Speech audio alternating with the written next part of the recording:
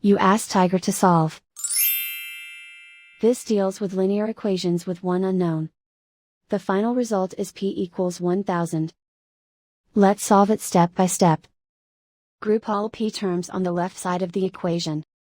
Subtract p from both sides. Simplify the arithmetic. Group like terms. Simplify the arithmetic. Isolate the p. Divide both sides by -0.15. Cancel out the negatives. Simplify the arithmetic. Cancel out the negatives. Simplify the arithmetic. And so the final result is p equals 1000.